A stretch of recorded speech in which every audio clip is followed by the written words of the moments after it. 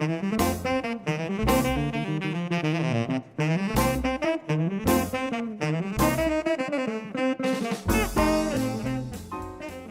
evening and welcome. It's Friday, it's 8 o'clock, and Happy New Year. It's time for Buster's Virtual Jazz Club. I hope you had a great Christmas, and it's great to be back broadcasting live to infinity and beyond on YouTube. I just got to say a big thank you to all my regular Patreon subscribers, and also to everyone who makes a donation on PayPal. It makes a massive difference and is very much appreciated at the moment.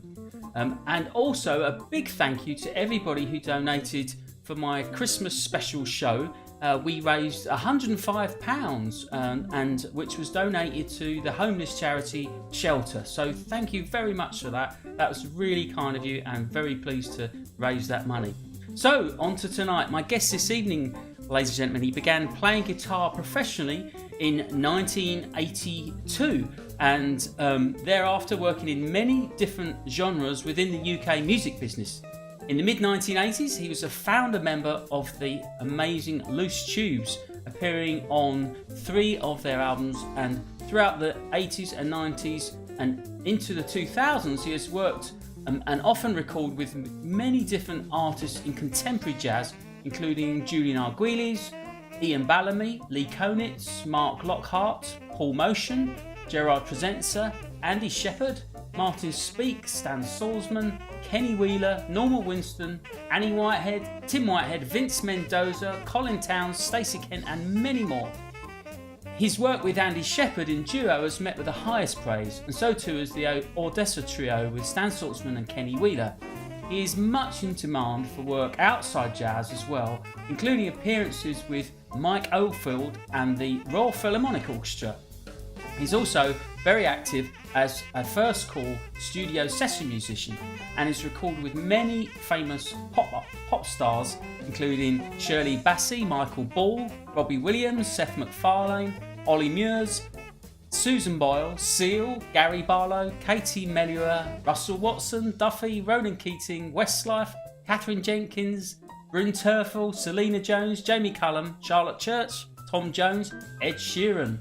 And he's also appeared on soundtracks to television programmes and movies, including Mary Poppins, Deadpool, Indian Summers, The Hobbit, The Hunger Games, Skyfall, Harry Potter, The Lord of the Rings, and many, many more. He is really in demand, folks, and we mean that when we say that. And I'm pleased to say he's here with us now, live on YouTube. Ladies and gentlemen, please welcome the very wonderful Mr. John Parricelli.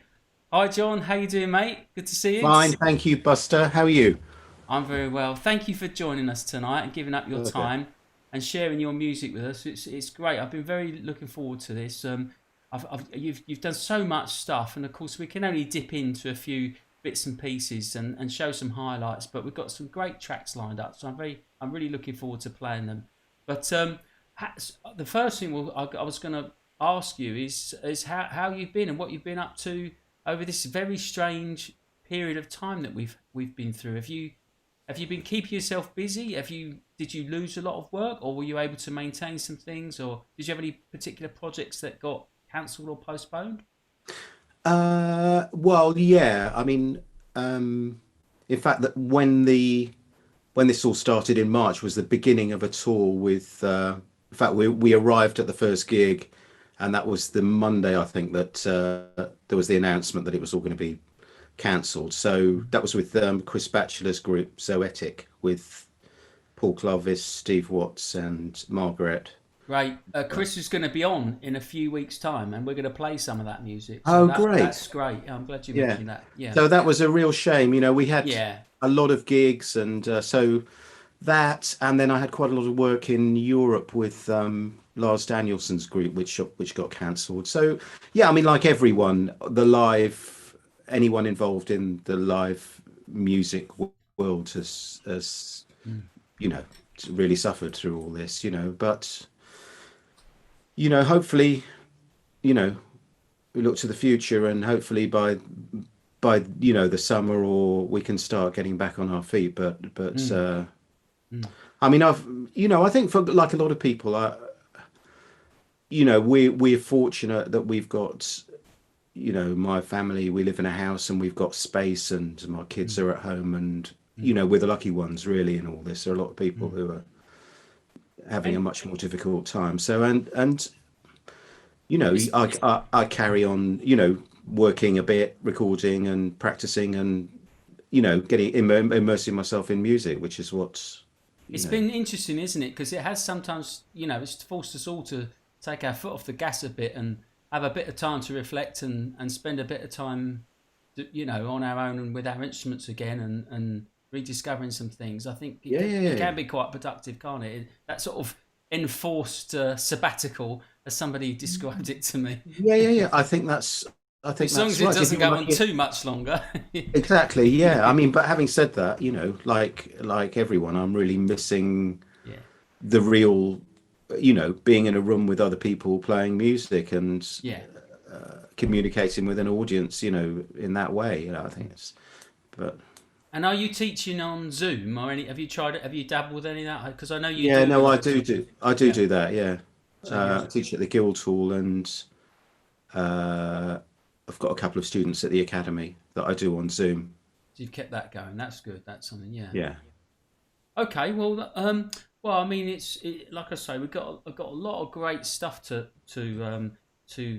play tonight, and it was tough to select it all. But I think an obvious first place to start would be Loose Tubes, and because I know that was quite a sort of significant part of and is and always has been a part of your life, and it's one of those great organisations that everyone that's in it is a kind of lifetime membership, I think, isn't it? That kind of and it must have been quite an amazing experience to have at that point in your playing as well. Is it something that you felt shaped you as a musician, or was it I think just so.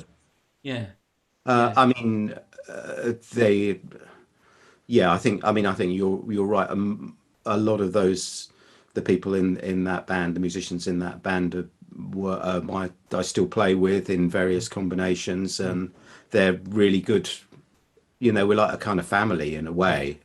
But it was a massive deal for me. Yeah, I mean, to do gigs, people. There was a sort of, for whatever reason at that time, there was a real connection with the band and the audience. And it was fantastic.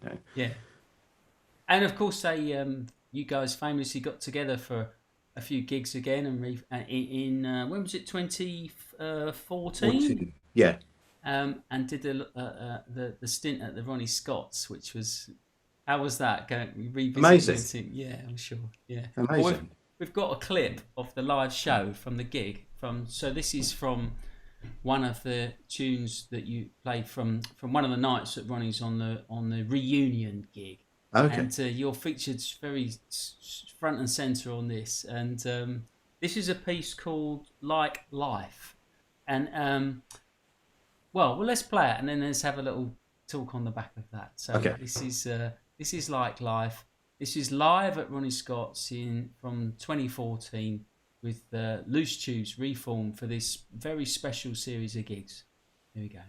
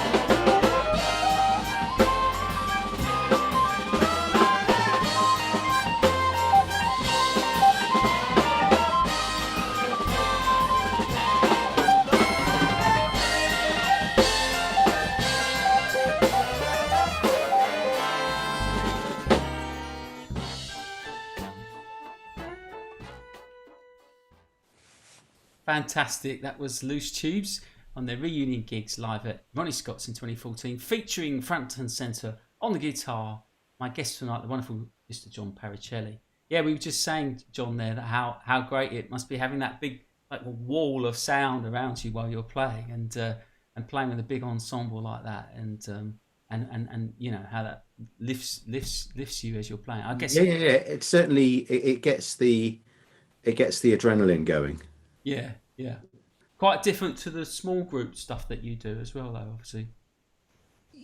Yeah, I mean it's a different, there's that kind of with that kind of a texture and energy and volume, you have to play it, you have to project a bit in a way that you wouldn't do in a duo. It's a different, it's all music, but it's a different, obviously there's a requirement, otherwise you just won't get heard. Yeah. They have to stamp on a few pedals. Yeah. In my experience, we'll come to that, because I think guitarists really have this whole thing with the pedals going on, don't they? And in jazz, it's quite different. And I think you really do use it in a really amazing way as well. And this whole idea of sound, just creating sounds. And we'll talk about that a bit when we get to the Andy Sheppard stuff, because I think there's some really interesting things you're doing with that as well. But of course, also playing acoustic guitar is like another whole nother thing, isn't it? And so switching from one to the other is that something that you find very natural, or does the certain instrument bring something out of you, or is it? I think when you're playing in a different setting musically, you're just hearing something different in your head that then you're expressing, or probably a bit of all. Yeah, I mean, I've always, the first instrument that I had when I was, I think, 13 or 14, I'd sort of had this, I kind of played a succession of instruments really, really badly until, and I wasn't really, I don't know, nothing really grabbed me. And then a friend of mine at school had a guitar and he showed me a few chords, and that was it. I was sort of hooked. And our first guitar that I had was a nylon strip, was a Spanish guitar. But I mean, I wasn't into Spanish guitar music. I was into Eric Clapton. But that connection, I mean, so the first guitar that I had and made a sound on was a nylon guitar. And I've always had that. I like the sound of the kind of tone of nylon strung guitar. I like it in different, I love great Spanish guitar players or classical guitar players, but also Brazilian. That sound in Brazilian music has always been. I love that sound, And then I like steel strung acoustic for different. Because I sort of grew up not listening to, on it, like most guitar players, I think probably from that time, listening to rock and different types of. Like I used to like Eric Clapton and Peter Green, but also that American kind of country rock thing, and the sound of steel strung acoustic is like James Taylor or something. It's like that's another sound that. Yeah. But it was all around. It wasn't like I didn't have to search it out. It was every time I put a record on a Steely Dan album or something. Yeah. There was that sound there, So it's always felt like just another bit of guitar playing to me, really. Very interesting, yeah. And did you? So when you were first starting, were you self-taught a bit? Did you get lessons, or and what were your what was your route of your studies of learning to play? I was mainly self-taught, and I mean basically, I spent my evenings in my room with a record player, slowing down the Allman Brothers records and trying to work out licks off. Fantastic. Or Eric Clapton or something. That was, and it took me ages. I mean, I mean, nowadays, I mean, there are students who I see who sort of take down Kirk Rosenwinkel solos, where or have been doing since they were 12. It wasn't like that for me. It was much more tortuous and slow process. Slowing down I mean, I can remember, there's one particular lick on an Allman Brothers record. It took me weeks to kind of, but it was an amazing feeling when I got it together, but it took a long time. So anyhow, I think most of my kind of learning was doing that and playing along with records. I used to play along with records all the time. And then I had some classical guitar lessons at school, but he was a fantastic teacher, and he taught me. He was a folk guitar player, really, but he taught classical guitar in schools, and he took me to the folk club in Worcester, and I saw some great people there, So, but basically I was sort of self-taught until I came to college in London when I was 18 from Worcester, not to do music, but while I was here, I kind of carried on playing in rock kind of bands, and then I got into jazz, and that was the time that I did my studying, really, at the end of that course with Dave Cliff Sostis, who's the most amazing teacher and most amazing player, and really I still practice the things that he used to teach me, and I still, I go back to that stuff, and I go back to that music. In fact, that's an interesting about this time, that we're in. I found it's an opportunity to go back to that music, like Wes,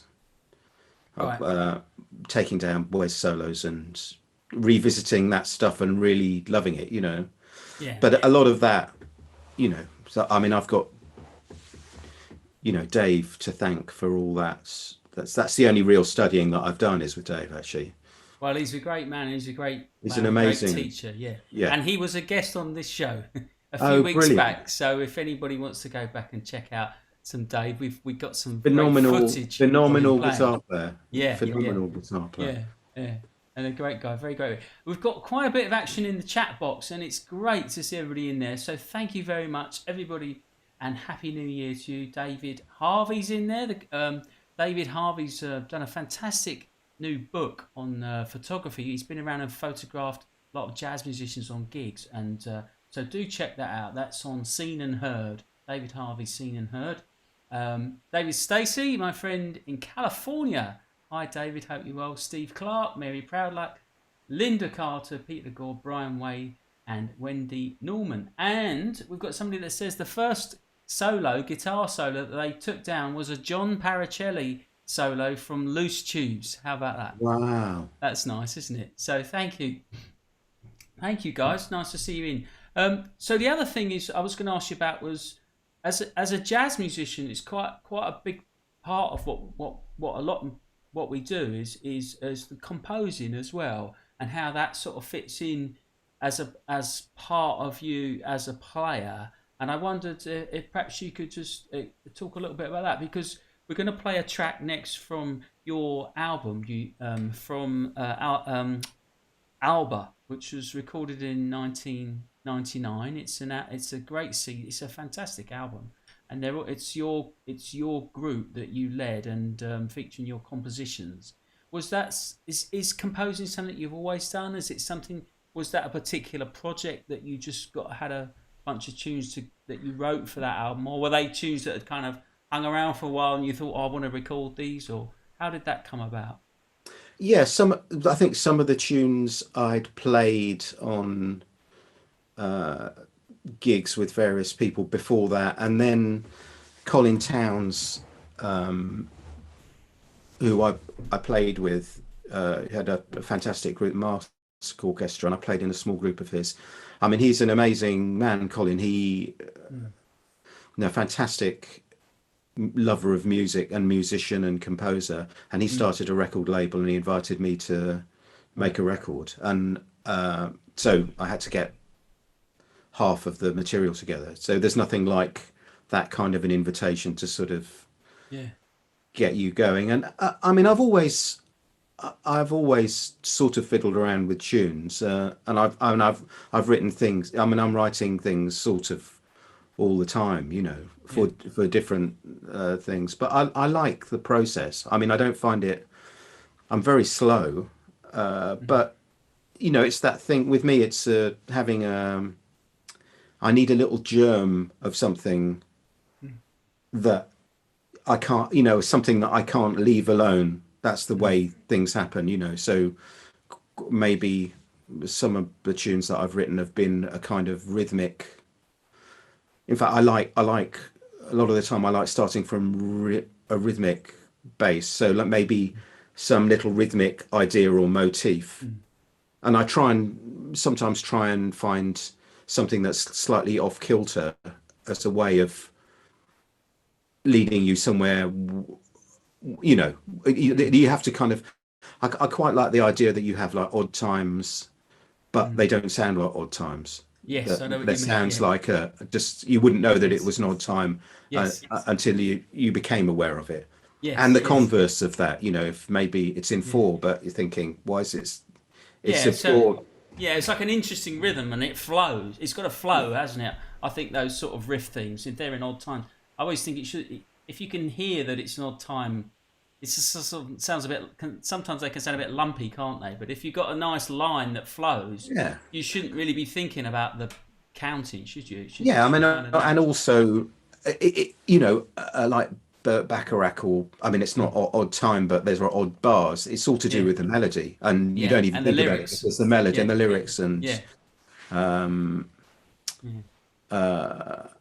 so I think it's it's not always from rhythm, but sometimes when I get stuck, sometimes I try and go back to rhythm because it can get you out of a kind of harmonic hole. Sometimes it's quite easy to kind of get sunk in a sea of harmony. I find it, I think composing is kind of like half of it's the idea, isn't it? Having an idea or a concept or a reason to write or something to write about, and then of course there's the craft of it, which is another whole thing, isn't it? Of course, it's not totally inspiration, but that has to be there, doesn't it? And so let's play this track. So this is Alfredo. It's one of my favourites. I've played this a few times on a few gigs, and it's a lovely tune. So I've rather selfishly picked this one up off your album, and this features you on the acoustic guitar. Again, it's got that kind of lovely sort of samba-y feel with this little riff and things, and it's a great track.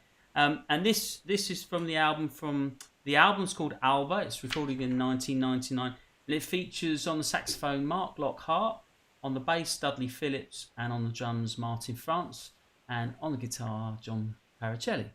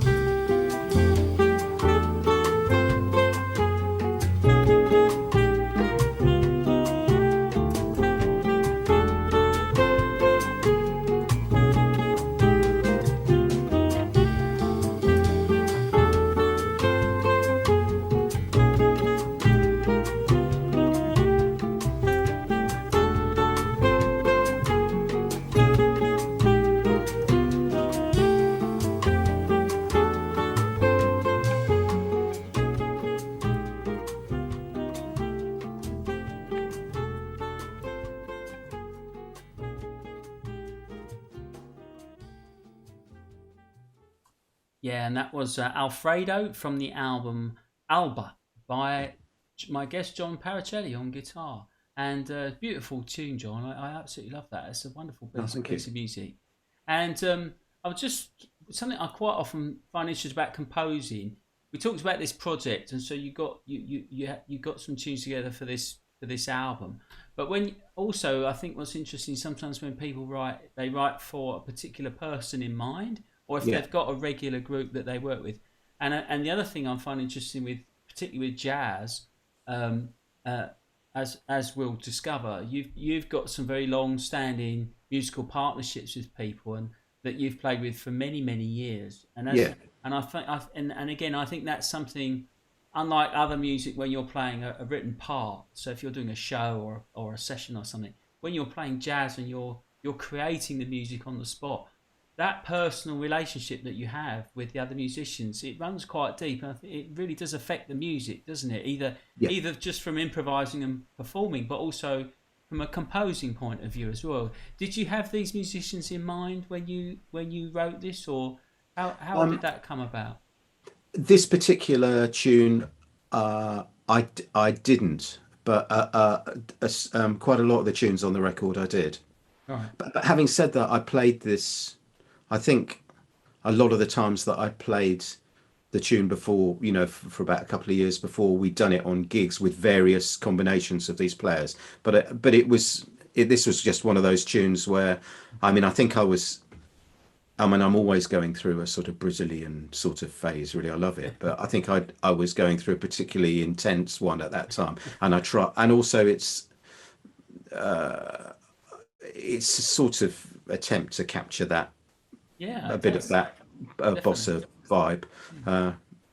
but it's the Alfredo refers to the projectionist in Cinema Paradiso. Have you seen that film? Yeah, lovely. Yeah, fantastic. Yeah. So it Yeah, was sort beautiful. of, that was the kind of. Yeah.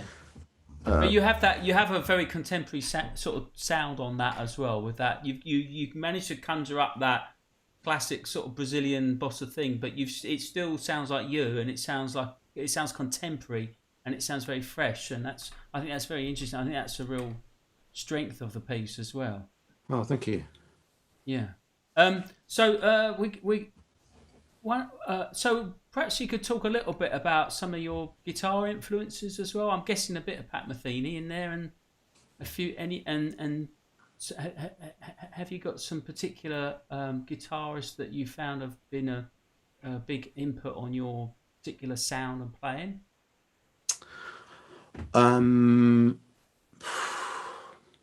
Well, yeah, I suppose I have. I mean, when I started playing, like I said, I really like Peter Green. I've always really liked Peter Green. I think he was the most amazing, had the most amazing touch and phrasing, and I mean, in that, I suppose people think about him as a, I don't know, blues rock player or whatever you want to call it. To me, it's just the most amazing guitar playing. I loved him. I like Eric Clapton, and then I liked a lot of those players who played on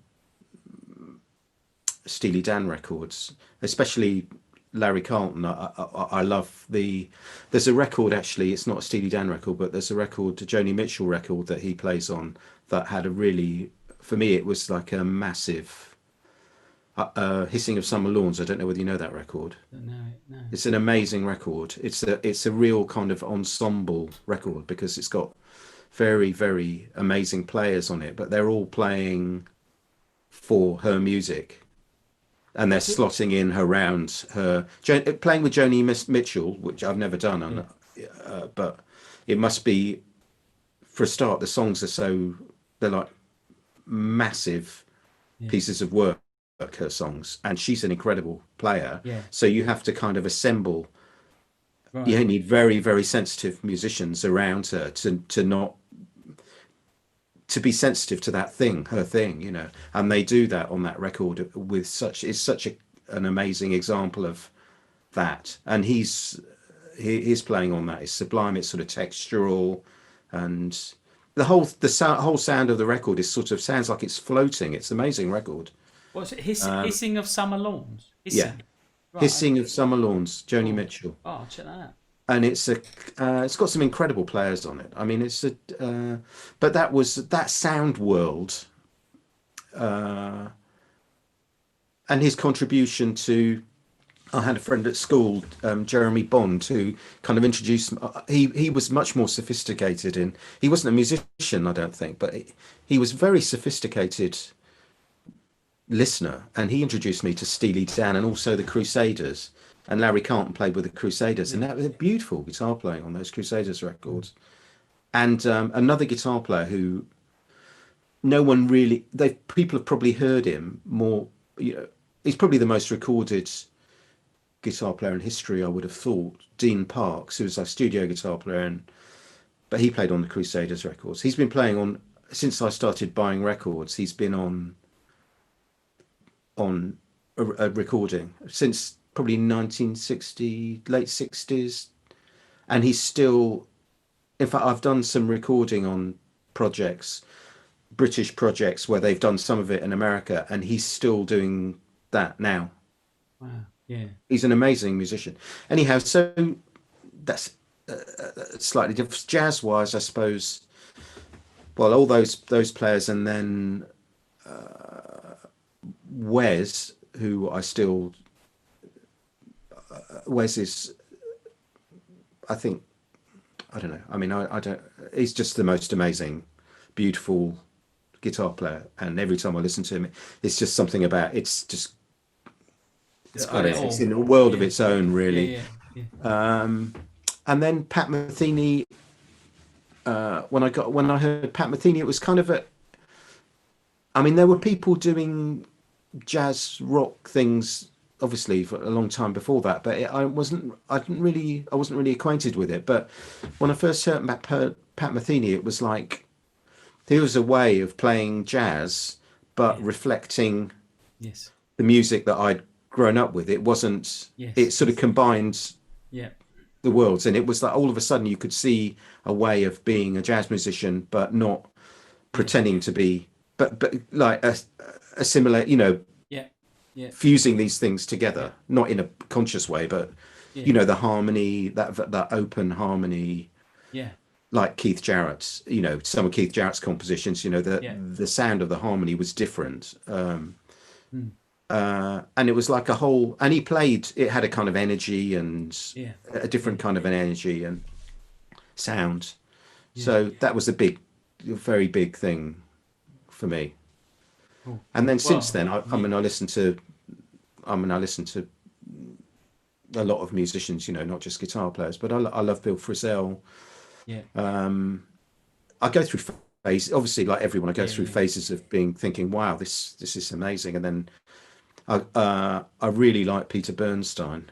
Right. I love his playing. I think I've seen him quite a few times, and I listen to his playing. I've just been listening to an album of his with Brad Meldau, and the bass player is fantastic, and I've forgotten his name. I don't know.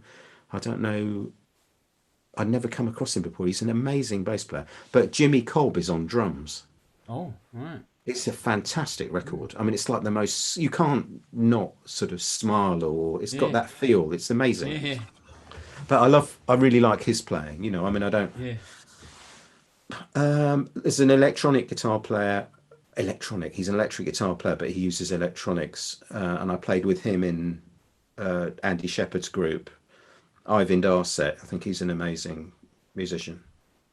I mean, there are loads of great, what I mean. What's interesting, I find as well, for somebody like you, which is you're quite a special case in so many ways, but because you do so much sort of freelance session work where presumably you come to a job and there's a sound that's required for that music, and you've got this ability to just slot in and play that. But then on the other side, as an artist, as a jazz artist, you've got your own sound as well, which is like you say, is a mixture of the things that you've grown up with and listened to and you've developed and evolved over the years. But it's quite most people are usually sort of one or the other, aren't they? And so how do you find that sort of, again, is it just a natural thing that when you play that music you approach it in that way, and then this music is a different job or a different day, or is it I mean, you must spend quite a bit of time thinking about getting sound, and particularly as an electric guitar player, there's, as you say, all your pedals. Is that something that yeah, I think, well, obviously you're right, you're right in a way that they are completely, in one way they're completely different, because one what we're trying to do, or the jazz situations that I'm in, to vary, they vary depending on the writing or whatever. But you're trying to listen and improvise and make something of the moment. And then when you go to work to play on a record or a film or something, then obviously you're there to play that part and bring it to life. But so those are the differences. Obviously you're not going to start improvising in that situation, but in another way, you're playing for the music. That's what you're always doing. And that when I go and do something, play a tune on a, sometimes I've been lucky enough to play on films where you have a melody to play on an acoustic guitar with an orchestra, and it's on the face of it, it's very ridiculously simple. You know what I mean? If you look at it on the page, it doesn't mean there's nothing there, but Yeah. You know, there's an that's art. not really that's not really the point. Yeah. You know, what's there or what isn't there. You've got to bring those dots Yeah. and breathe life into them and make a nice sound and play with a nice feel, or try to play with a nice feel. And those things are universal. You know, trying to make a nice sound, try and play with a Well, nice you say feel. that, but I mean, I think there's not many people that do both those things. I mean, each one of those things, it's an incredible. I mean, firstly, I don't think, like you say, people don't realise the level of musicianship that is required to do something like that. I mean, it's astonishing. It's absolute highest level of musicianship, but and to the point where it's like an art form in itself, and most people, that's a lifetime's kind of work right there, you know, and not often these there's not a lot of people that mix their that life quite so much. I think, I don't know, maybe I'm not, I'm sure there are some, but like, you seem to be able to, you have this incredible voice as an artist, as a jazz musician, and incredibly respected. You've worked with the absolute best in the business of that, and then you're doing these other sessions as well. I mean, I don't know, maybe to you it's just I don't know, but I think that's quite. I don't think people quite realise that what that really involves, or to maybe. I mean, I think it is. How do you switch? Is there a switch, or is it? It's just all music. I mean, you have to be incredibly sensitive and to be able to slot into all them situations. I guess that's what I'm getting at, isn't it? The musicianship There isn't. required. There isn't. No, there isn't. I don't think about it. I mean, basically, in like the simplest terms, I like playing the guitar. You know what I mean? Yeah. So I love it when, you know, I get a phone call to do something and I put my guitars in the car and I go off and I love it. You know, I don't, it's not like one is work and one is, I mean, I play the guitar, you know, for a living. Right. It's amazing. Yeah. And, so that's an attitude to it. Yeah, I don't, and you know, just try and go and I mean, I don't think about, I mean, I've always done, since I started being, you know, like a pro guitar, whatever that means, you know, when I left college and I, you know, did some wine bar gigs and met some of the people that I still play with, you know, and played in little jazz groups. And I've always done what's called commercial music. So they've always been going side by side. So it's natural, for you. I've always done it, you know. So, and you know, I've been lucky enough to do things that, you know, sometimes, I mean, like you say, the people in that world, that I'm talking about the studio world, they're incredible players. They're amazing players. You know. I don't doubt. And it's just to get to play rhythm guitar with a fantastic drummer and a fantastic bass player and play something really simple, but try and make a sound and fit in. And that's a real pleasure for me. You know, that's not work. Well, there you go. That's the answer, isn't it? You know, just got to love it. But the craft as well, isn't it? It's years of craft, isn't it? I think, and dedication to the music, I think, really, as well, isn't it? So, well, look, let's it's fascinating, John. I could sit and talk to you all night, but let's play some music. So we've got a beautiful track now with Kenny Wheeler, who's somebody you work with a lot, you recorded with, and an absolute titan of the jazz world, and you played on his last album, which we're going to play a track from, which was a quintet. And that is, again, you've got a very special group of musicians there that are you're all astonishing musicians. So it's got Stan Saltzman on the saxophone, Kenny Wheeler on the flugelhorn, Chris Lawrence on the bass, Martin France. And that's like a regular group, isn't it, that have played, you guys have known and played together for a very long time. And you played Kenny's music, and this is not just something like you get put together and play. And so working on that level, with that level of musicianship with these people for a long time, this makes this quite a special thing. And then, of course, this being Kenny's last album. So let's play a track, and then perhaps we'll talk a little bit about this afterwards. So this is a track called Jigsaw, and this is from the album which is called Songs for Quintet, recorded at Abbey Road Studios with Manfred Eicher for ECM in 2014. Fantastic, yes, and that was the Kenny Wheeler Quintet, and playing on Kenny's last album, which was quite an amazing, special. I mean, presumably quite a precious thing for you to be part of, John. And I know you're very very dear friends with Kenny, and for many years played his music. But that particular session, how any thoughts about that? How did that feel? Did you feel like you were just doing another track, or was there a sense of, this is... No, it was a very special. Yeah. I mean, it was an amazing, because I think Kenny died about 6 months after that session, and he really wasn't very well.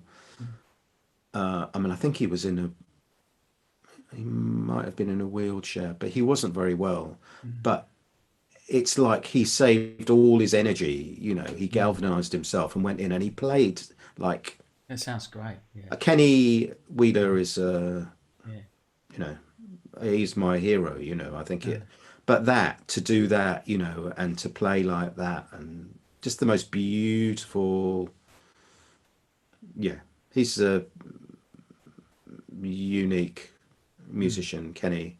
They're talking about writing, someone who has writing and playing, and the sound of their writing and the sound of their playing, this whole world of music that's just a unified thing, amazing. I think amazing. And again, that dedication, and I think because I remember Nick Smart telling me, I think I got it from Nick, who was obviously very close to Kenny, and he was saying something about like when he used to go around and visit him, and he lived around the corner, and Kenny's routine would be like, he'd get up in the morning, it'd be like 3 hours trumpet practice, then have his lunch, and then it'd be 3 hours writing in the afternoon. Yeah. It was like every day, like that was the routine, and the writing was as much as a craft and a work in progress, for it was like the writing he treated that like he would the practice like he would treat the trumpet practice, very very disciplined with it, and over many many years. And of course that's how you get great, isn't it? It is. I think he used to start the day by playing Bach on the piano. Oh, well, there we go. That was a sort of thing to sort of calibrate everything. Right. That's quite a good idea, actually. Yeah, equal temperament, get it lined up. Yeah. Yeah, fantastic. So, well, look, let's move. Let's talk about another person you've done a lot of work with, who we've picked out, is Andy Sheppard, who you've recorded a number of albums with. There's a fantastic duo album that you toured and worked with. But we've got this track from Movements in Colour, which is an album from 2009. It was Andy Sheppard's debut on ECM, and this band you alluded to earlier with Elvind Arset, is it on guitar? Eivind, sorry, Eivind Arset, and electronics as well in there as well. Mixed up. That's Eivind, yeah. Yeah, and then you got the tabla as well, the percussion, which is an incredible, very interesting sound world that you're getting involved with here. And yourself on guitar, Andy Sheppard, Harold Anderson on bass. He's great, isn't he? He's a giant. He's a amazing giant. Sound as well, incredible sound. So how was this? How did this session go? What was have you got any thoughts about this particular album, or was it again? Yeah, I mean, it was a very... Andy is a fantastic band leader. I mean, he has a very clear vision of the music. He's an amazing band leader. And I've done a lot of gigs with Andy, and he's a real communicator. You do a gig and everything's... They're improv. The gigs are it's improvising music, but it's focused. He knows it's well planned. Everything works, and he had an idea for a band, wrote the music. It's very well organized, the whole thing. And I think we did a few rehearsals, and then we went to it was recorded at a very nice studio near Avignon, called La Buisson. I think ECM used it quite a lot. It's a very nice studio. And it was like maybe 3 days. And it's a nice situation to be in for me, because it was with it's two guitar players in the band, but covering very different. There was no, we could play together and make something together. It was a really nice. I mean, Ivan is he's very in demand player in ECM, and because he's one of those players who can go into a group and make a kind of a landscape for the music. That's his one of the things that he's just incredible. Sonically. Right. This, he's an amazing. So it was a really great, and he's a really lovely guy, and it was very nice. It's very pleasurable, the recording process, and then they go to the little bar in the town in the evening and have a nice meal. And it sounds horrendous. It was horrible. It was really horrible. Put up with it, yeah. No, sorry, love. I'm having a terrible time. Yeah, it's terrible. I won't be back for another 3 weeks. Yeah. Can we stay on a bit? Yeah, I can imagine. Well, look, let's play this track. We'll have a little listen, and perhaps we can talk a bit about it after. So this was after the duo album. So, folks, if you don't know the duo album, do check that out. It's called PS. It's Andy Sheppard and John Parricelli in duo. It's a fantastic album. But we've picked this track called Bing, and I think it's just quite a nice, interesting soundscape. Again, like we were saying, with the electronics, we got the tableau in there, and I just think it's a really interesting mix of sounds in a sort of contemporary jazz setting. Let's listen to this. This is Bing, and it's from Movements in Colour.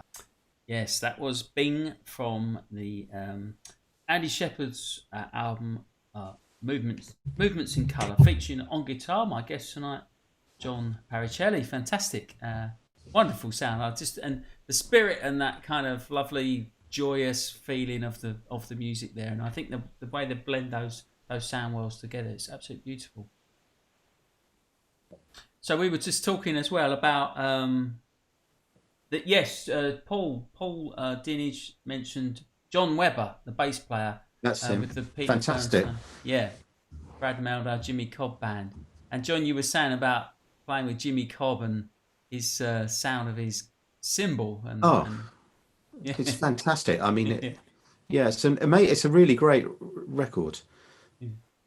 You get there's that thing like I kind of came across it because I've been listening to Peter Bernstein a bit. I was sort of looking for, just checking things out, and I came across this record, and I just sort of played it in the car, for about 2 weeks, and a couple of tracks are just they're kind of cruising. The time is just it's fantastic. So we're going to look at another one of your projects now, another band that you're in and part of, and this is a current project, isn't it? The Lars Danielson group, and that's an amazing group again, a real kind of all-star band. Gregory Privat is on piano, and yourself and Magnus Ostrom on the drums from the Esbjørn Svensson trio. Yeah, that's right.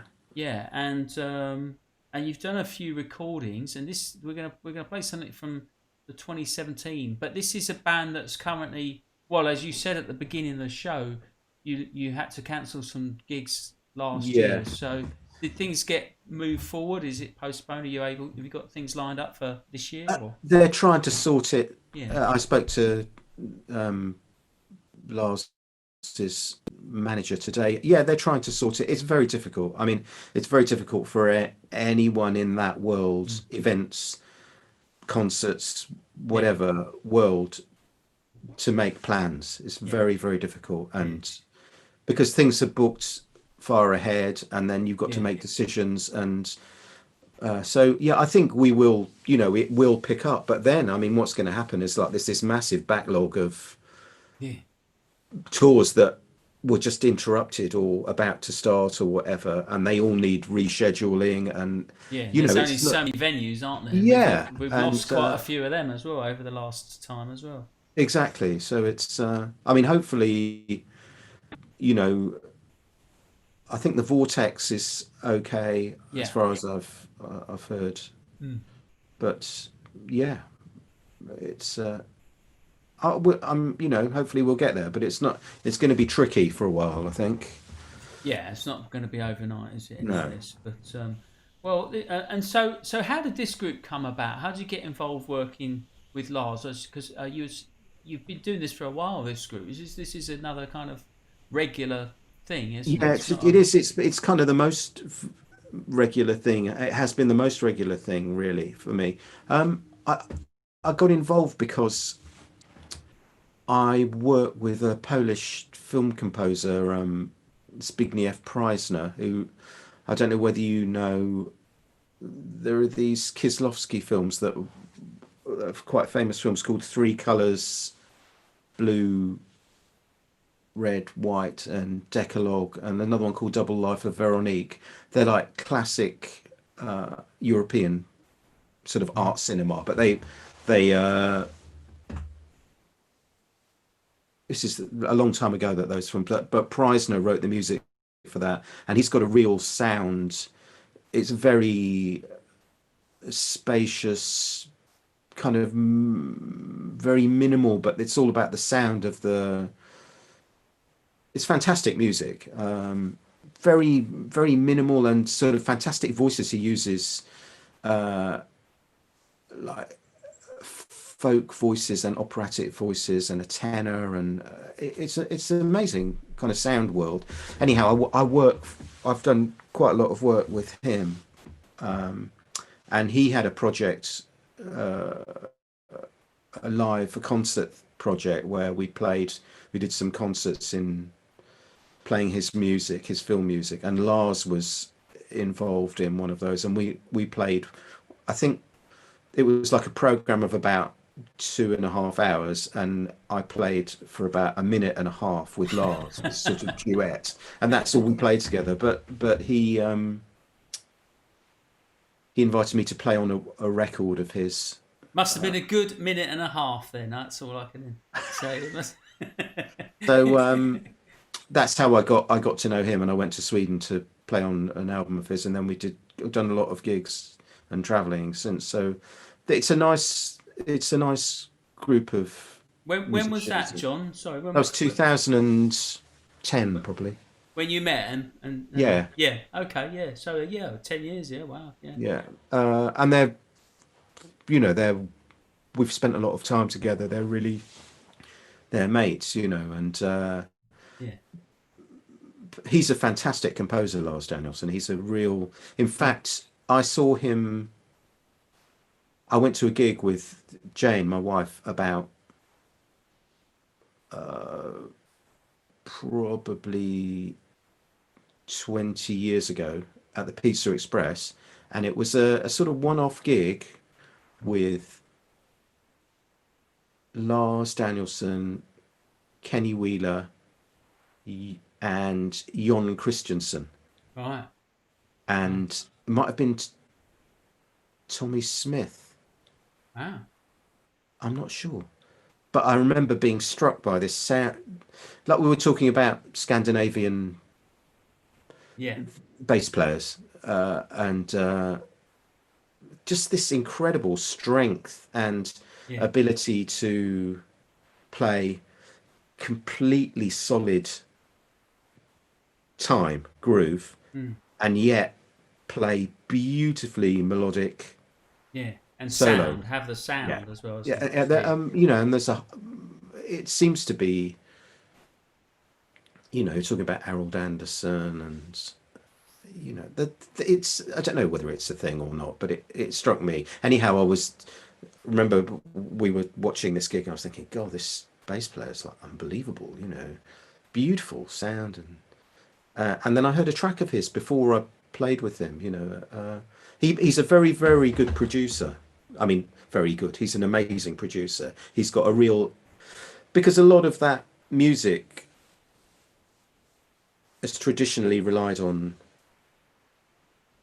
the sound is a big deal. It's not. Yes. It's not the record. Making a record is not documenting a gig. It's a gig, yeah. or which is perfect, which is equally amazing. Yeah. But this is a slightly different way of approaching the music, where the detail of the sound is, and you spend a lot of time on it. And in fact, a lot of those bands travel with a sound person, because when they do a gig, that's a big deal. That's part of the music, is the sound.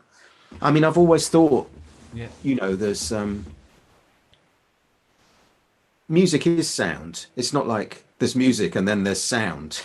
Yeah. They're the same thing. That's what music is sound. The sound engineer is like the third member. They're another member of the band. Yeah. And they can either help you or destroy you, can't they?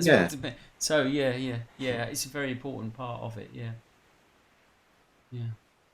Okay, well, let's hear a bit of this track then, and this is how do you say that? Affrettando. Affrettando. Is there something behind that? Is that a? I think it means. I should know this with my. Sorry, I'll put you on the spot there. Yeah, I think it means sort of hurrying or agitated. Or. Okay. I'll look it up and I'll come back to you. Don't worry.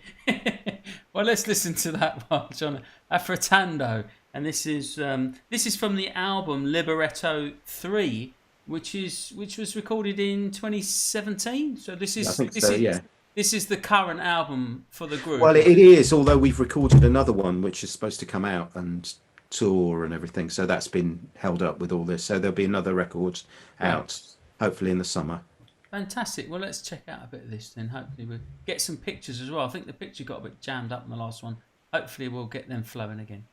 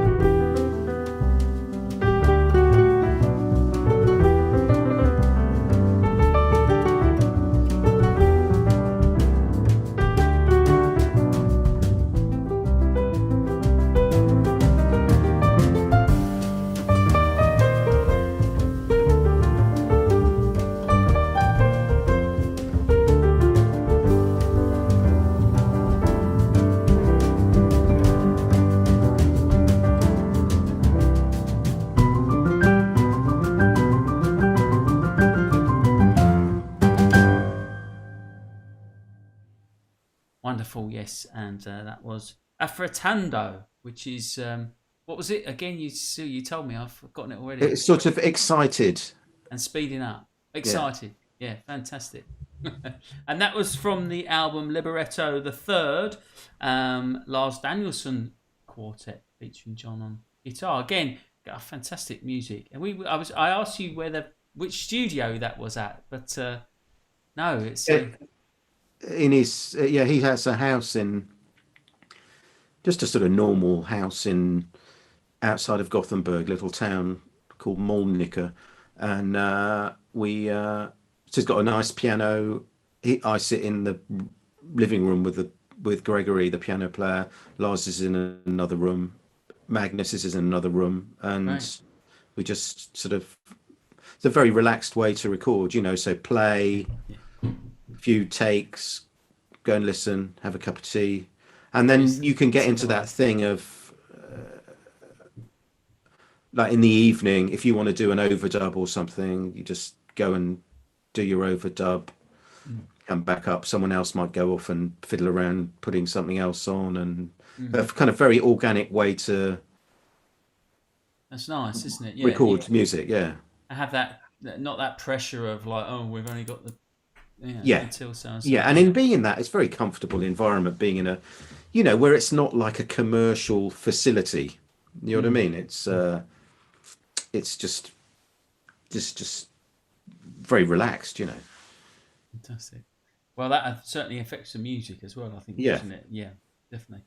Well, I mean, time has actually marched on, and we've got what we'll do is we'll play out with this. We've got this video from 2018 from the Boyne Music Festival with Chris Lawrence Quartet featuring yourself, and we've got a track which is one of your tunes from your album.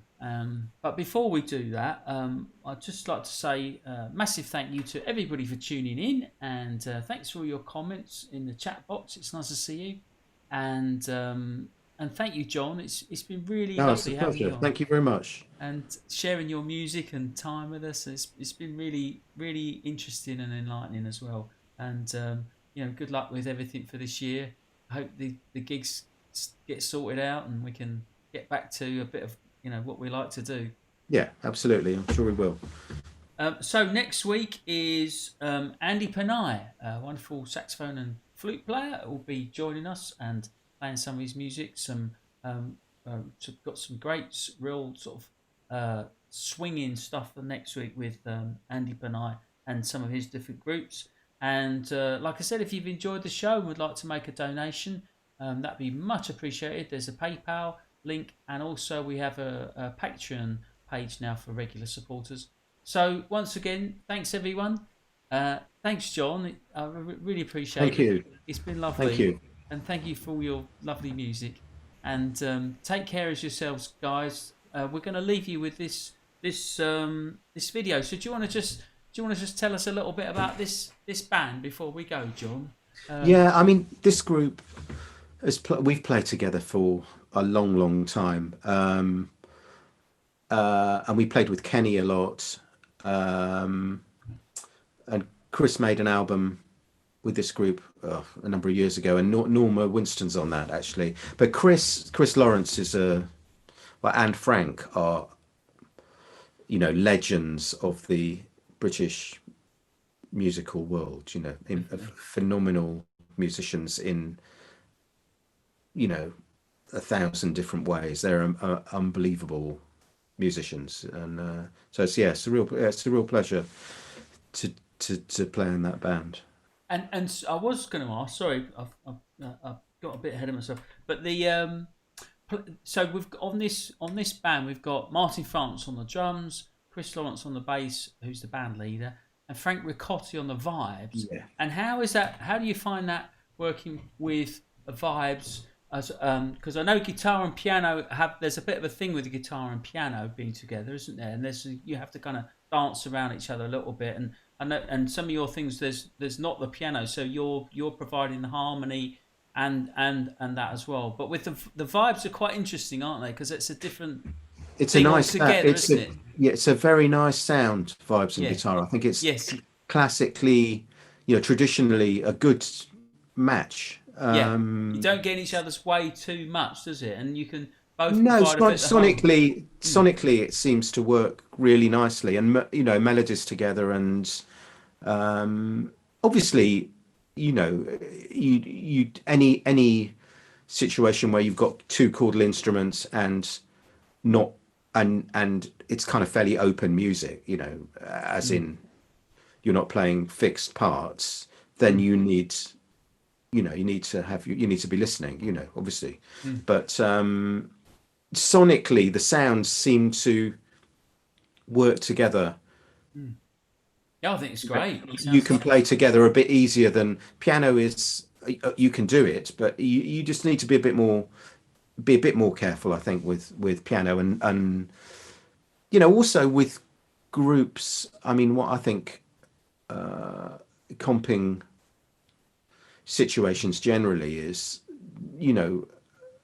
the music. If you've got four musicians in a band, you don't, just because you've got four musicians in the band doesn't mean to say they all have to play all the time. For the listener, it's if I lay out, I think sometimes your best contribution can be not playing, and then there's space in the. I don't think I listened to myself on this version because I was excited about playing and I probably played too much.